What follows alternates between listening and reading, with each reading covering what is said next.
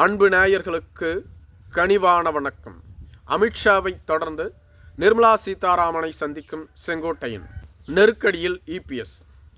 செங்கோட்டையன் அவர்கள் அதிமுகவிலிருந்து நீக்கப்பட்டதிலிருந்து மத்திய அமைச்சர்களை தொடர்ச்சியாக சந்தித்து வருகிறார். ஏற்கனவே டெல்லி சென்ற செங்கோட்டையன் அவர்கள் மத்திய உள்துறை அமைச்சர் அமித்ஷா, நிதியமைச்சர் நிர்மலா சீதாராமன், ரயில்வே துறை அமைச்சர்களை சந்தித்து பேச்சுவார்த்தை நடத்தினார் என்று கூறப்பட்டது.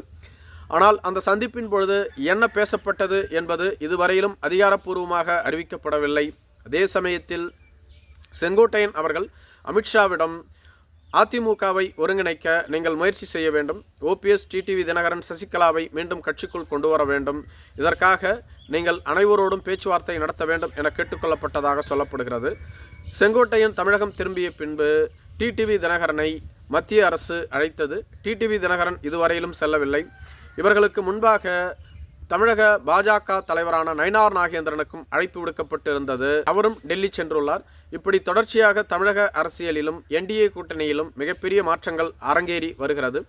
இதுபோன்ற சூழ்நிலையில்தான் செங்கோட்டையனை அவரது இல்லத்தில் தொடர்ச்சியாக அதிமுக தொண்டர்கள் சந்தித்து வருகிறார்கள். ஒரு நாளைக்கு 1000க்கும் மேற்பட்ட தொண்டர்கள் அங்கு வந்து செல்வதாக கூறப்படுகிறது. ஆனால் எடப்பாடி பழனிசாமியின் ஆதரவாளர்களோ அங்கு வரக்கூடியவர்கள் யாருமே அதிமுக தொண்டர்கள் கிடையாது. வருபவர்கள் அனைவரும் ஓபிஎஸ் மற்றும் டிடிவி தினகரனின் ஆதரவாளர்களே தவிர அதிமுக தொண்டர்கள் யாரும் இல்லை. மேலும் செங்கோட்டையனை ஆதரித்த பன்னாரி சட்டமன்ற உறுப்பினரும் அதிமுகவிற்கு வந்துவிட்டார். செங்கோட்டையனின் முக்கிய தளபதியும் அதிமுகவிற்கு வந்துவிட்டார். செங்கோட்டையனை ஆதரித்த ஈரோடு மாவட்டத்தைச் சேர்ந்த முக்கிய தலைவர்கள், நிர்வாகிகள் என அனைவருமே அதிமுகவிற்கு சென்று விட்டார்கள். தற்பொழுது செங்கோட்டையன் தனி மரமாக இருந்து வருகிறார். அவருக்கான செல்வாக்கோ ஆதரவோ எதுவும் இல்லை. செங்கோட்டையனை சந்திக்க வருபவர்கள் ஓபிஎஸ், டிடிவி தினகரனின் ஆதரவாளர்களே தவிர அதிமுக காரர்கள் இல்லை என எடப்பாடி பழனிசாமி தரப்பு கூறி வருகிறது.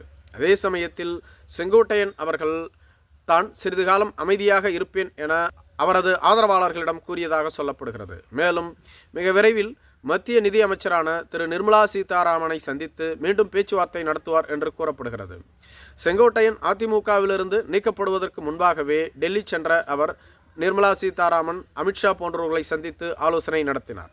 இந்த சந்திப்பு முடிந்த பின்புதான் உடனடியாக எடப்பாடி பழனிசாமி டெல்லிக்கு சென்று என்டிஏ கூட்டணியை உறுதி செய்தார். எங்கே செங்கோட்டையனை வைத்து அதிமுகவை பிளந்து விடுவார்களோ என்ற எண்ணம் எடப்பாடி பழனிசாமிக்கு இருந்தது. எனவேதான் அவராக முந்திக்கொண்டு என்டிஏ கூட்டணியை உறுதி செய்தார். தற்பொழுதைய சூழ்நிலையில் எடப்பாடி பழனிசாமி மிகப்பெரிய அப்செட்டுக்கு ஆளாகியுள்ளதாக கூறப்படுகிறது. நாம் என்டிஏ கூட்டணிக்கு சென்றுவிட்ட பின்பும் கூட தொடர்ச்சியாக அதிமுகவிலிருந்து நீக்கப்பட்ட செங்கோட்டையனை எதற்காக தொடர்ச்சியாக மத்திய அமைச்சர்கள் சந்தித்து வருகிறார்கள்? இதனால் கூட்டணிக்கு பாதிப்பு ஏற்படுத்தாதா? மத்தியில் அவர்கள் ஆளக்கூடிய கட்சியாக இருக்கலாம். தமிழகத்தை பொறுத்தவரையிலும் அதிமுக தான் என்டிஏ கூட்டணிக்கு தலைமை வகிக்கிறது. நான் கூறுபவர்கள் தான் கூட்டணியில் இருக்க வேண்டும். அப்படி இருக்கும் பொழுது டிடிவி தினகரன், ஓபிஎஸ் போன்றவர்கள் தேவை இல்லை என்று கூறிவிட்டுத்தான் இந்த கூட்டணியையே நாங்கள் அறிவித்தோம். அப்பொழுது ஒப்புக்கொண்ட மத்திய அரசு இப்பொழுது ஏன் ஒப்புக்கொள்ள மறுக்கிறது?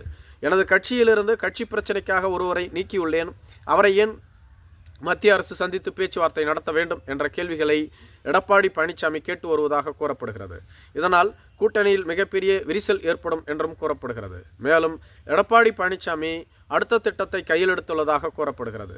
பாஜக அரசு தொடர்ச்சியாக இதேபோன்று செய்து கொண்டிருந்தால் பாஜகவோடு கூட்டணியை தவிர்க்க வேண்டிய சூழ்நிலை ஏற்படும். நாங்கள் பாஜகவோடு கூட்டணி அமைத்தது தேர்தலை சந்தித்து வெற்றி பெறுவதற்காகத்தான், அதிமுக உட்கட்சி பிரச்சனையை தீர்த்து வைப்பதற்காக இல்லை. அதிமுகவை பொறுத்தவரையிலும் வலிமையாக உள்ளது. எனது தலைமையில் சிறப்பாக செயல்பட்டு கொண்டிருக்கிறது. எங்கள் கட்சியில் நீங்கள் தலையிட்டு அதில் எந்தவிதமான பிரச்சனையையும் ஏற்படுத்த வேண்டாம். எங்கள் கட்சியை பற்றி நீங்கள் பேசவே தேவையில்லை, அதை நாங்கள் பார்த்து கொள்கிறோம். கூட்டணி பற்றி மட்டும் நீங்கள் பேசினால் போதும் என கூறிவிட்டதாக சொல்லப்படுகிறது.